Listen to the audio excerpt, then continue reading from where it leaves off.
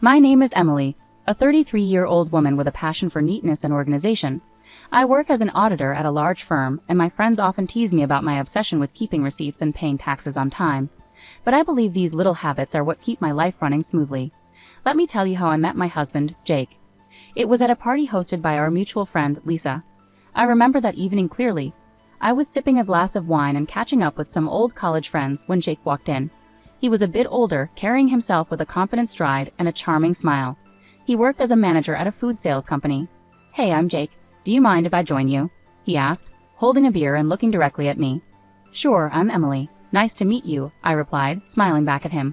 We started talking, and I was surprised by how effortlessly the conversation flowed. We discovered a mutual love for hiking and a shared passion for classic rock music. A few months into our relationship, Jake invited me to his sister Sarah's barbecue. It was my first time meeting his family, and I was a bit nervous. When we arrived, Sarah greeted us warmly, but her 3 kids were a whirlwind of energy, running around and tossing toys everywhere. "Hey Sarah, this is Emily," Jake said, introducing me. "Nice to meet you, Emily. These are my little rascals, Mike, Tom, and Lily," Sarah said, barely holding on to Tom as he wriggled out of her grasp. "Nice to meet you all," I replied, trying to hide my unease. As the evening went on, the kids became wilder, climbing on furniture, throwing food, and yelling at the top of their lungs. I glanced at Jake, hoping he'd say something, but he just smiled and shrugged. "Aren't they just full of energy?" he said, chuckling. I forced a smile. "Yeah, they sure are." As our relationship progressed, Jake and I started discussing the future. He proposed to me during a hike on a beautiful hill overlooking the valley. It was simple and sweet, just the way I liked it. Our wedding was lovely, aside from one little hiccup: Sarah's kids. They were at it again, running around, making a mess, and being loud. Sarah didn't seem to care, and Jake found it amusing. "Look at them. They're having so much fun," Jake said, laughing as he watched them spill drinks and toss food around. "Yeah, but they're also making a huge mess," I replied, trying to keep my irritation in check. "Oh, come on, Em, they're just kids. Let them enjoy," he said, shrugging it off. I didn't want to spoil our special day by arguing, so I let it go, hoping things would improve once we settled into our new life together. After we got married, Jake and I decided to buy a house together. We had been living in a rented apartment, but we wanted a place to call our own. I was really excited about this new chapter in our lives. One evening after work, Jake and I sat down to discuss our finances and how we'd manage the expenses for our new home. "Emily, we need to figure out how we're going to split the costs," Jake said, leaning back on the couch. "Yeah, I've been thinking about that too," I replied. "I can handle the furniture, appliances, and some art pieces. What about you?" "Well, I was thinking I could buy you a new car. I know your old one is giving you trouble," Jake suggested. I was surprised and delighted. "Really? That would be amazing. My car is practically falling apart." "Yeah, I've seen it struggle. It's time you had something reliable," he said with a smile. We started house hunting right away. After a few weeks of searching, we found a beautiful house that we both loved. It was a bit pricey, but we decided it was worth it. Moving in was hectic, but I was excited about decorating our new home. I spent a lot of time selecting furniture and appliances, ensuring everything was high quality and stylish. One Saturday, Jake surprised me with a new car. It was a sleek, shiny sedan, and I was thrilled. "Jake, this is incredible. Thank you so much," I exclaimed, hugging him tightly. "You're welcome, Emily. You deserve it," he said, looking proud of himself. As we settled into our new home, everything seemed to be going well. We both enjoyed our jobs and loved coming back to our cozy house. But as time passed, little things started to bother me. Jake's laid-back attitude, which I once found charming, began to get on my nerves, especially when it came to household chores. "Jake, can you help me with the dishes tonight?" I asked one evening after dinner. "Em, I had a long day at work. Can't we just leave them for tomorrow?" he replied, giving me pleading eyes. "Jake, we can't keep putting things off. I'm tired too, but we need to keep this place clean," I insisted. "Fine, I'll do it," he said, sighing heavily as he got up from the couch. A few months into our marriage, I started worrying because I couldn't get pregnant. It was really stressing me out. I went to the doctor, and he told me to be patient, that it would happen when the time was right. Still, it was hard not to worry. Meanwhile, Jake's sister Sarah, with her 3 kids, was visiting a lot. Sarah lived in a neighboring state, but you'd think she lived next door with how often she was around. Every time she came over, she'd unload all her problems with her husband on me. It was nonstop. During dinner, while we were trying to relax, she'd be at it, talking about her issues. "Emily, you won't believe what John did this time," Sarah would start, rolling her eyes. "Sarah, can we talk about something else for once?" I'd ask, trying to steer the conversation away from her marital drama. "Oh, come on, Emily, I need to vent." "You're the only one who understands," she'd reply, not getting the hint at all. And her kids? They were a nightmare. As soon as they stepped into our house, it was like a circus. They'd run around, fight with each other, throw food, and just be loud. After a long week at work, all I wanted was some peace and quiet, but that was impossible with those kids around. "Guys, can you calm down, please?" I'd say, trying to keep my cool as they tore through the living room. "Why are you always so uptight, Emily?" Sarah would snap at me whenever I tried to get her kids to behave. "They're making a mess, Sarah. I just cleaned the house," I'd respond, feeling my patience wearing thin. "Well, maybe if you had your own kids, you'd understand," she shot back one day, her words hitting me like a punch in the gut. I was stunned by how insensitive she was, especially knowing how much I was struggling with getting pregnant. It felt like a slap in the face, and I couldn't believe Jake didn't say anything to defend me. "Jake, are you going to let her talk to me like that?" I asked, my voice shaking with anger and hurt. "Emily, calm down. You're making a big deal out of nothing," he said, siding with her again. "A big deal out of nothing? She just insulted me in my own home," I shouted, feeling the tears well up. I was so done. I couldn't keep living like this, constantly disrespected in my own home, with my husband always taking his sister's side. It was clear to me that something had to change, and soon. One Saturday, Sarah showed up with her 3 kids. She dumped them on me and said, "Emily, I need a break from parenting. I'm going shopping." I couldn't help but chuckle when she said, "Parenting." The woman barely knew what that meant. "Every time she's here, it's like a zoo." "Fine, Sarah, but you better be quick," I said, already feeling the stress coming on. "Thanks, Emily, you're a lifesaver," she chirped, grabbing her purse and bolting out the door before I could say anything else. Great, I thought, just what I needed. I was in the kitchen, trying to cook dinner. It's a long process and I like things done right, but with those kids running wild, it was impossible to focus. They were yelling, running around, and making a mess. "Guys, can you keep it down?" I shouted from the kitchen, hoping they'd listen for once. Of course they didn't. Suddenly I heard a loud crash. My heart sank. I ran into the living room, and there it was, my grandfather's antique Chinese vase, shattered on the floor. My chest tightened with anger and frustration. "What the hell happened here?" I screamed, looking at the kids who were now standing still with guilty expressions. "We were just playing," one of them mumbled, not meeting my eyes. "This vase is priceless. It's from my grandfather. Do you have any idea what you've done?" I was livid, shaking with anger. Just then, Jake walked in, looking calm and clueless. "What's going on?" "Emily, your nephews just broke my grandfather's vase. Look at this mess." I pointed at the shattered pieces on the floor. "Calm down, Emily. It's just a vase. We can get it fixed," he said, shrugging like it was no big deal. "Just a vase? This isn't about the vase, Jake. It's about respect. I'm tired of this. Every time Sarah comes over, our house turns into a disaster zone, and you don't care," I shouted, my voice cracking with frustration. Just then, Sarah walked in, bags in hand, looking annoyed. "What's all this yelling about?" "Your kids broke my grandfather's vase, Sarah. Look at this mess." I pointed at the floor, trying to hold back my tears. "Well, maybe you should have kept a better eye on them, Emily," she said, not even bothering to apologize. "Are you kidding me? They're your kids, Sarah. I shouldn't have to watch them." I was furious, my hands shaking with anger. Jake just shook his head, looking annoyed. "You're overreacting, Emily. Just drop it." "Overreacting? I've had enough of this. I'm tired of being treated like I don't matter in my own home," I screamed, the tears finally spilling over. Jake just stood there, silent and cold, while Sarah smirked like she had won some sort of victory. I couldn't take it anymore. I stormed out of the room, feeling a mix of anger, hurt, and betrayal. We'd been dealing with Sarah and her kids' chaotic visits for months, but I had no idea what was coming next. One morning, Jake was sitting at the kitchen table, munching on his toast when he casually dropped a bombshell on me. "Emily, I need to tell you something.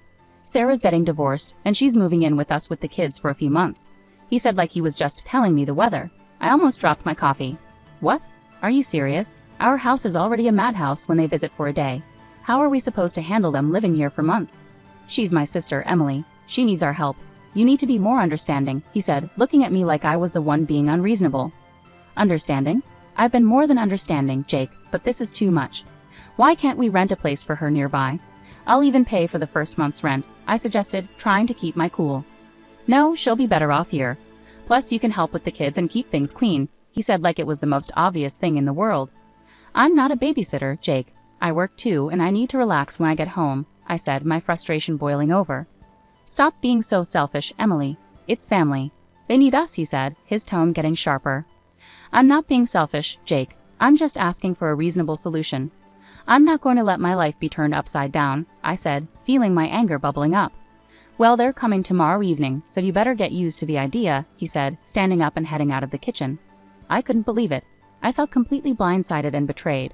The next morning, I woke up early, still fuming from our argument.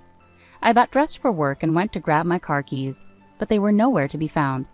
When I called Jake, he picked up the phone, sounding way too calm for my liking. I took the car. It's mine, remember? I'm giving it to Sarah so she can use it for the kids. I was stunned into silence for a moment. You're giving my car to Sarah? Are you serious right now? It's not your car, Emily. I paid for it, and she needs it more than you do, he said, his tone matter of fact. That's the last straw, Jake. You've taken everything from me, and I'm done, I said, my voice shaking with anger. What are you talking about? Don't be dramatic, Emily, he said, clearly not getting it. I stood there in the hallway, holding my phone, unable to believe what was happening. It felt like a nightmare I couldn't wake up from. How had things gotten so bad? I picked up the phone and called a moving company. Hi, I need a team to move some furniture and appliances today. It's urgent. The movers arrived a couple of hours later. I showed them around the house, pointing out the items to be moved. Take everything. The beds, sofas, chandeliers, even the faucets in the bathroom. The movers got to work, and soon the house started to look empty. I felt a strange sense of relief watching them carry out each piece of furniture. As the last item was loaded onto the truck, I directed them to my mom's house. Everything goes there. Thanks for the quick work, guys, I said, handing them a tip. With the house now bare, I grabbed my essentials and headed to my mom's place. A few hours later, my phone started buzzing. It was Jake calling repeatedly. I ignored the calls, feeling a mixture of anxiety and empowerment. That evening, there was a loud knock on my mom's door. I opened it to find Jake standing there, looking furious. What the hell, Emily? What did you do? He shouted as he stormed into the living room. I took my stuff, Jake. You took the car, so I took what I bought, I said, keeping my voice calm. This is insane. You stripped the house bare. Where are Sarah and the kids supposed to sleep? He yelled, his face red with anger. That's your problem, Jake. You made this mess, now you deal with it, I replied, crossing my arms. You're a thief, Emily. You stole everything. He shouted, waving his arms around. I didn't steal anything. Here are the receipts, I said, pulling out a folder and showing him the proof of purchase for all the furniture and appliances. He looked through the receipts, his anger shifting to frustration. Fine, Emily, if this is how you want to play it. I'll file for divorce, Jake said. I took a deep breath and handed him a stack of papers. Already done. Here are the divorce papers. Sign them, and we're done. He stared at the papers, his face pale. You're really serious about this, aren't you? Dead serious, Jake. I deserve better than this, I said, feeling a strange sense of calm wash over me. He took a pen from his pocket, signed the papers without another word, and handed them back to me. Fine, Emily, have it your way. I watched as he turned and walked out of my mom's house, the door slamming behind him. I stood there for a moment, feeling a mixture of relief and sadness. It was over, and I knew it was the right decision. That night, I sat down with my mom and talked about everything that had happened. She was supportive and agreed that I had made the right choice. Emily, you've been through a lot. It's time you focused on yourself and your happiness, she said, giving me a comforting hug. Thanks, Mom. I just need some time to figure things out, I replied, feeling a weight lifted off my shoulders.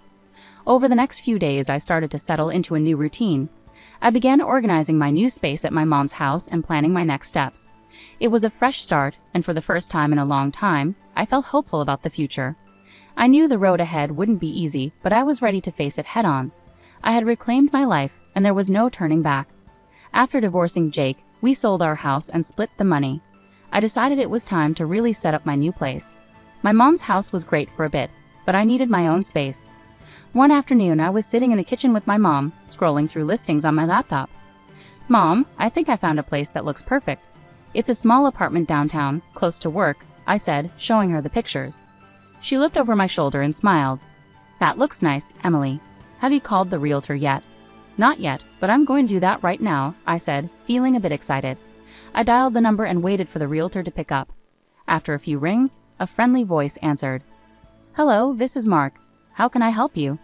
Hi, Mark. My name is Emily. I'm interested in the apartment you have listed downtown. Is it still available? I asked, crossing my fingers. Yes, it's still available. Would you like to schedule a viewing?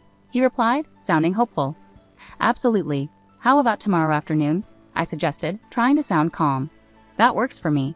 I'll see you at 3:00 p.m., Mark said before we ended the call. The next day I headed downtown to meet Mark and check out the apartment.